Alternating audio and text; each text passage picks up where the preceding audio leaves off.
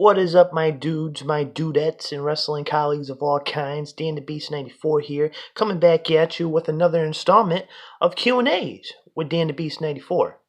That's me. So, I got a lot of questions from you guys this past week leading up to this video. A lot of interesting questions. The last question that I have saved up is probably going to be my favorite one to answer for tonight.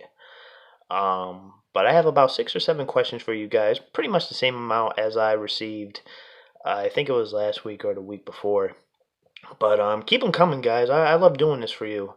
Definitely brings the fulfillment of joy, and just makes me forget about all this stress that's going on in the world, and just to maintain my health.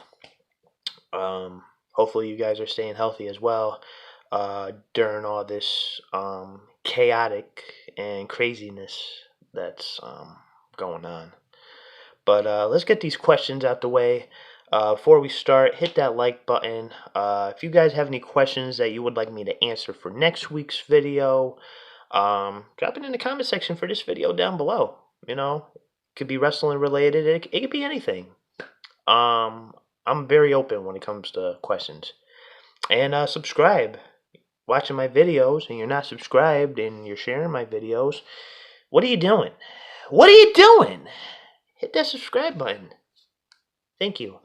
So, first set of questions here. I have 4 questions from MarkBoy316. First question he asks me is, what are your favorite wrestling games you have played?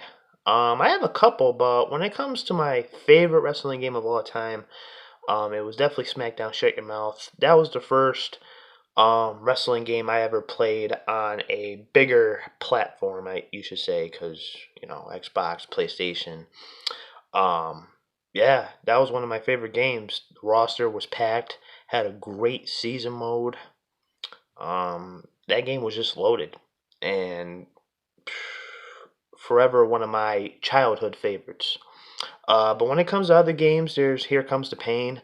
Wasn't really a big No Mercy fan, but it was okay for what it was, even though I did grow up on GameCube and Nintendo wrestling games before finally receiving that bigger platform.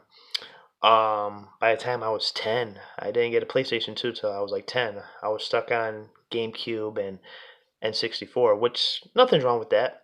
But speaking of N64, one of my favorite wrestling games for the N64 was WCW NWO Revenge.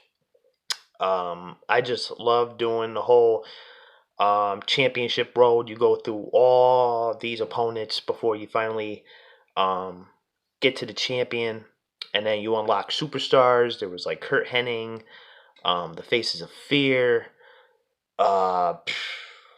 Chris Canyon, Mortis, and definitely one of my favorites. WWE 13, that basically just relived the whole Attitude Era. That was definitely a hyped game when that arrived. Playing on it now, definitely not the best. Very slow. The gameplay's very slow. Maybe 2K19. I mean, I know it gets a lot of backlash and everybody's not really big on the 2K series, but I think 2K19 was probably the best out of them all. Just my personal biased opinion. And I still play it because I'm not going to 2K20. Nada. Next question. Have you met any wrestlers? If so, who?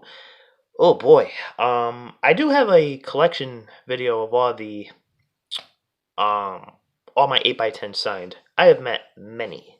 A lot of you who follow me on social media, Instagram, Facebook, you've seen pictures of wrestlers that I've met. Just for a prime example, this past January I met Road Warrior Animal.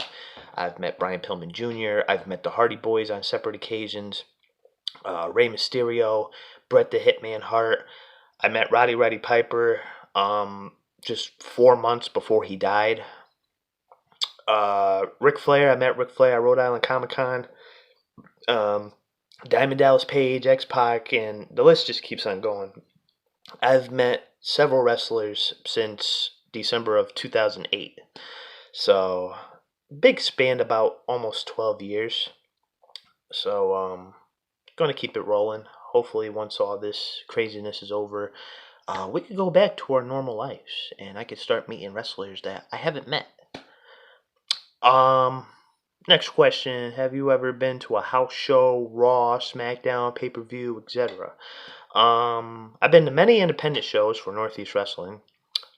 Nick Kurtz knows about that. Uh, I have been to a Raw. Back in 2016, that was my first Raw that I ever attended live. In Hartford. Um, Not the best show, but it was okay. I was very hyped to see Luke Gallows and Carl Anderson make their in-ring debut against the Usos. After being attacked, after the Usos were attacked by them the week prior. So I was very hyped for that match. And I have been to a pay-per-view. I was at the Money in the Bank pay-per-view last year, for 2019. Decent pay-per-view. It was a pretty good pay-per-view until Brock fucked it up. So screw you.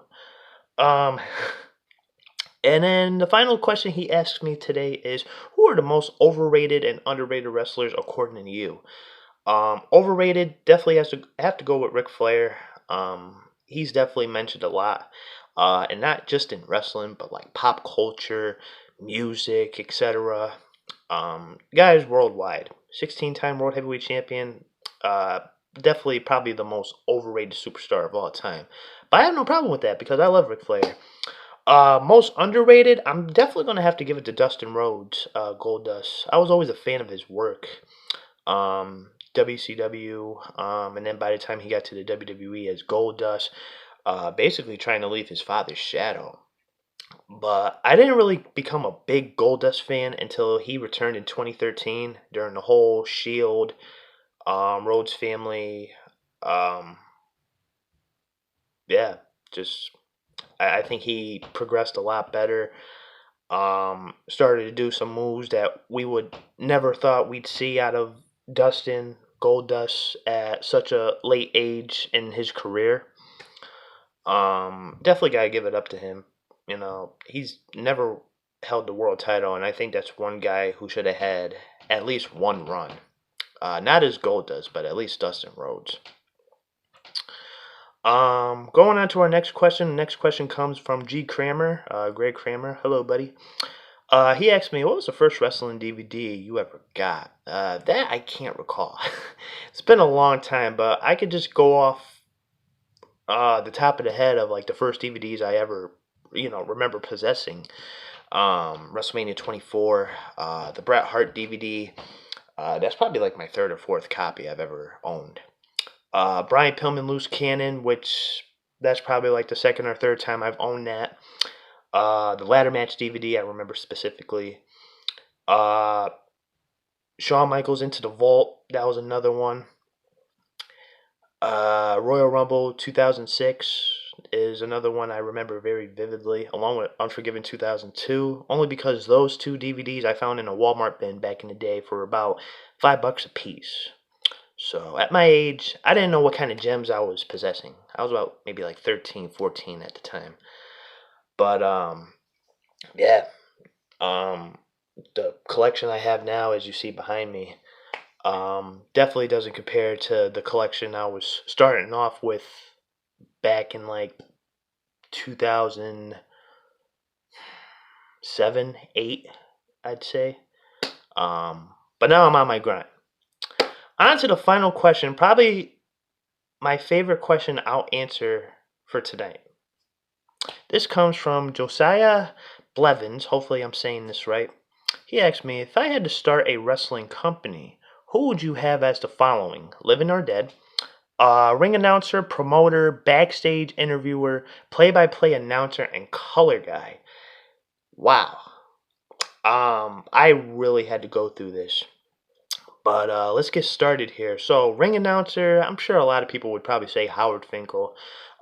Rest in peace. But I'm gonna have to go with Tony Chimmel, only because I was a Smackdown guy growing up. He was the voice of my childhood. So was Howard Finkel, but Tony Chimmel was the voice of my childhood, and he is definitely probably the most underrated ring announcer of all time. Definitely deserves a Hall of Fame induction. especially for the way he announces Edge with the whole rated R. I'm not going to do it, but you know where I'm going. Promoter Stu Hart. He founded Stampede Wrestling back in like the late 40s. And if it wasn't for him, we wouldn't have guys like Bad News Brown, Jake the Snake Roberts, Junkyard Dog, the Hart Foundation, Owen Hart, the British Bulldog, and so on. And I'm definitely a fan of the Hart family. Backstage interviewer, we don't really give women a lot of credit, so I'm definitely going to have to go with Charlie Caruso. Phenomenal personnel on the WWE roster when it comes to backstage interviews. And she's smoking, she's hot. And then for my play-by-play color guys, I'm going to go with a little twist. I ain't going to really go with a combination that you guys are used to seeing. I really want to see like Jim Ross and Bobby the Brain Heenan. I definitely think that would be an interesting duo. Rest in peace, Bobby Heenan. But I think their chemistry going back and forth. I think they would mesh. I'm not sure if they've worked together. But that's actually, I think I am thinking of WrestleMania 9 for some reason. I think they were both on that show. I think that was Jim Ross's debut. They might have worked together. But on a consistent basis, I would have loved to see JR and Bobby Heenan together. But if it was my promotion, I would choose those guys over any other. And that was definitely my favorite question to answer for you guys today. But that about does it for Q&As with DanTheBeast 94 today.